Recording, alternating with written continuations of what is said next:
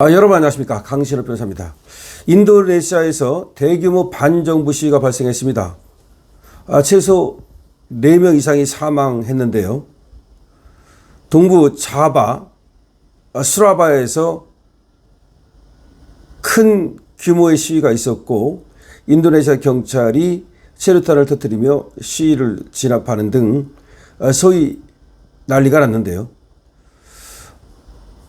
프라보 수비안토 인도네시아 대통령은 시위가 확산하자 9월 3일 중국 베이징에서 열리는 전승절 참가 일정을 취소했습니다.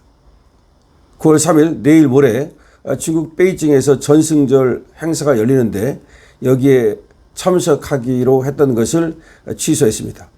그만큼 대규모 반정부 시위가 확산되고 있기 때문입니다.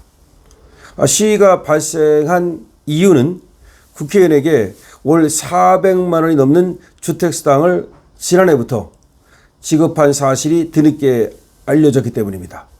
그러니까 몰래 국회의원한테 월 400만 원이 넘는 주택수당을 지급한 것이 알려지면서 국민들이 분노한 겁니다. 수도 자카르타에서 시위가 시작이 됐고 이 시위가 점점 커지면서 인도네시아 전역으로 들불처럼 번지고 있습니다. 중국계 소셜미디어 틱톡은 인도네시아 폭력 시위를 이유로 생중계 기능인 라이브 기능을 일시 중단했습니다.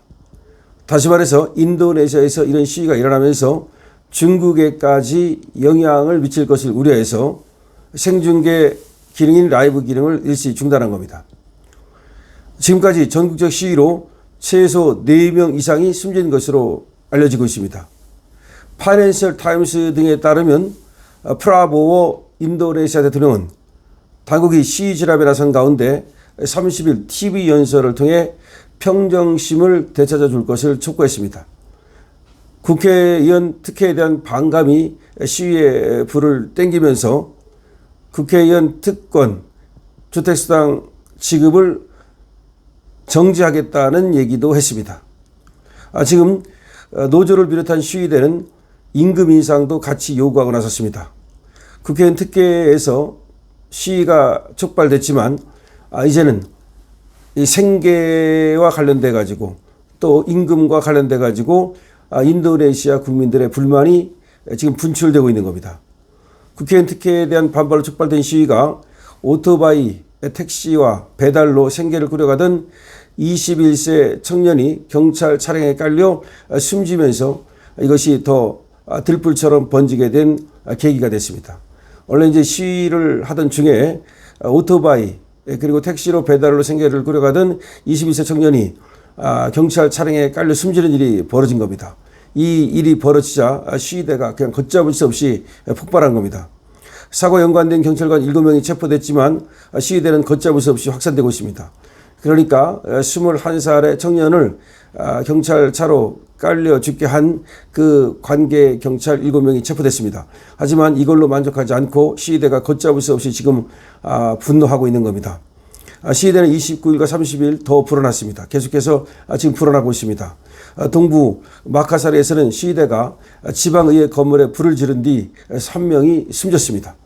3명이 숨졌습니다. 또 반둥, 수라바야 같은 다른 도시들에서도 경찰서를 비롯해서 건물들이 불에 탔습니다. 자카르타에서는 버스 정류소와 톨게이트에 불이 붙어 대중교통 운행에 차질을 빚고 있습니다. 1년 전 대통령에 취임한 장군 출신 프라보어는 이번 시위로 최대 의기에 몰렸고 인도네시아 금융시장도 출렁거리고 있습니다. 자카르타 증시는 30일 1.5% 하락세로 마감했고 인도네시아 루피하화는 달러에 비해 가치가 0.8% 하락했습니다. 프라보어 정권은 경제난으로 지금 돌아선 민심에 대해서 이번 국회의원 특혜 청년 사망 사건으로 궁지에 몰리고 있습니다.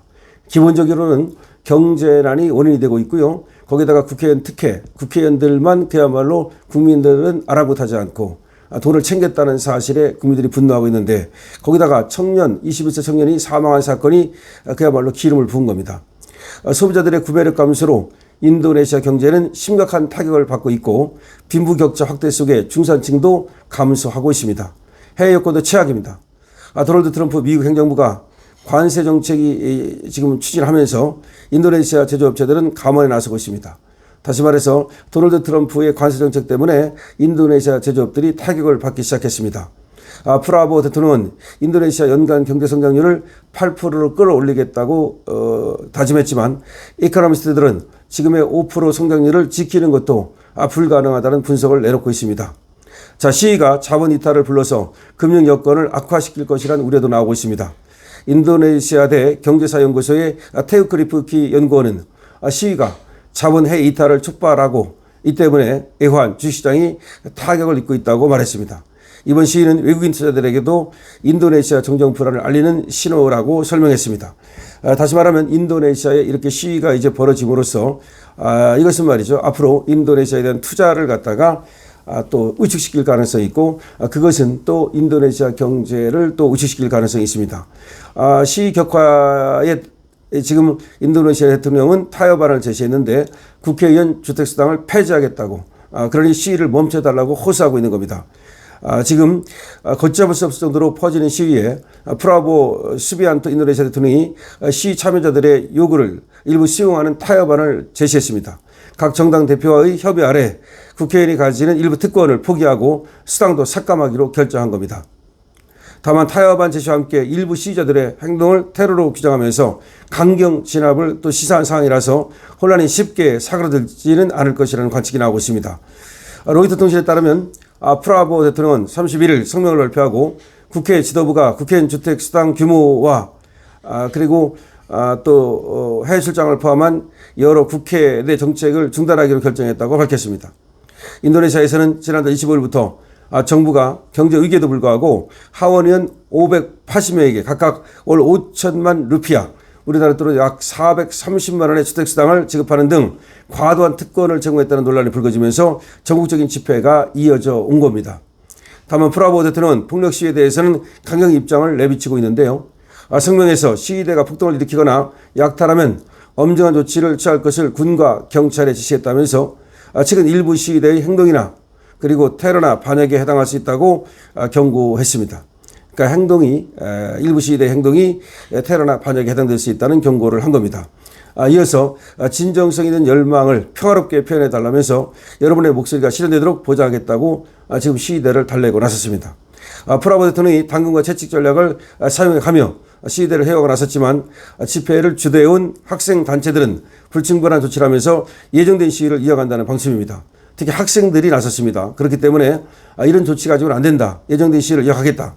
인도네시아 내 최대 학생연합체인 전 인도네시아 학생집회위원회의 무잔밀 이으산 위원장은 로이터 통신의 정부 조치에도 추가 시위를 고려하고 있다면서 정부는 뿌리 깊은 불평등 문제를 해결해야 된다고 주장했습니다.